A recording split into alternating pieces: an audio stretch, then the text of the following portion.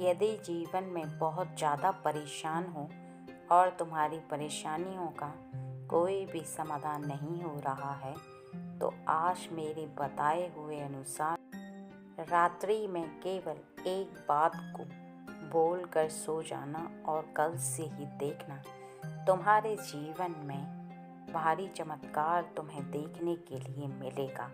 क्योंकि वो एक शब्द जिसकी शक्ति सबसे ज़्यादा होती है, यदि तुम रात्रि में बोलकर सोते हो तो दूसरे दिन से ही उसका प्रभाव तुम्हारे जीवन पर पड़ने लगता है। लेकिन तुम्हें वो बात कैसे और किस तरीके से बोलना है, वो मैं तुम्हें आज बताऊंगा। इसलिए जो कह रहा हूँ उसको ध्यान से सुनो और समझो।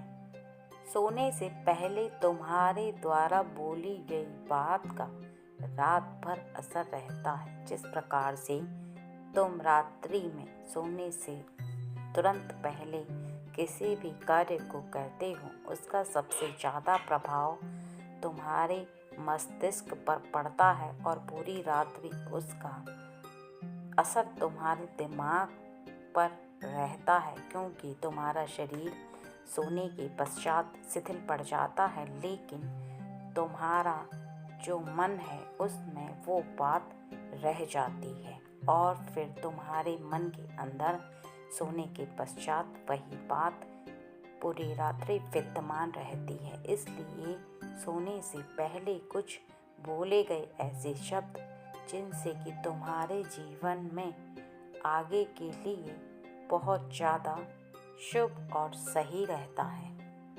सबसे पहले तो तुम रात्रि में जब भी भोजन करो, उसके पश्चात अच्छे से मुंह साफ करके हाथ पैरों को स्वच्छ कर लो और तुम एक आसन रख कर वहाँ पर कुछ समय के लिए बैठ जाओ।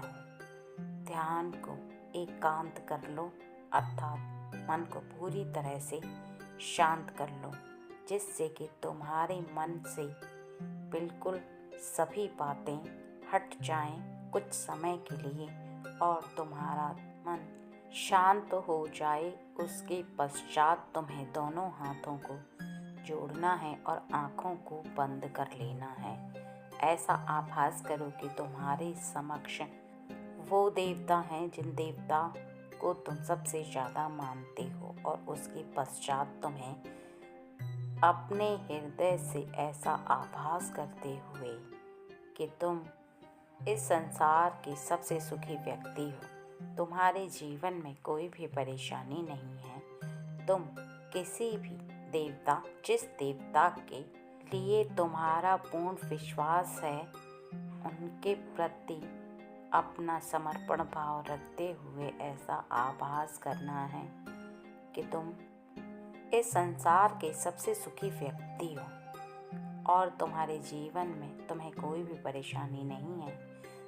तुम अपने देवता की कृपा से इस संसार में बहुत ज़्यादा सुखी और बहुत ज़्यादा खुश हो, भाग्यशाली हो तुम, ऐसा तुम्हें आभास करना है और तुम्हें अपने देवता को धन्यवाद करना है।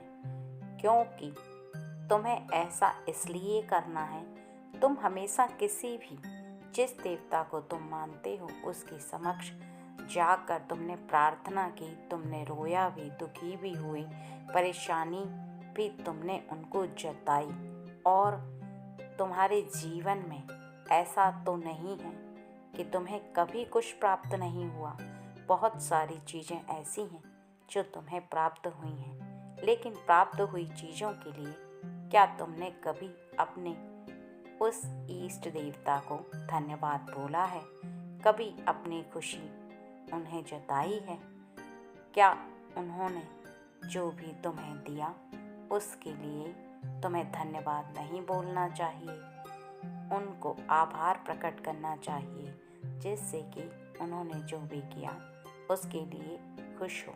हमेशा तुम उनके करीब जाकर रोना प्रारंभ करो, अपना दुख प्रकट करो, तो ही तुम्हारे देवता नहीं होंगे, बल्कि तुम उनके समक्ष जाकर उन्हें बार बार जो भी तुम्हें प्राप्त हुआ है उसके लिए धन्यवाद करो।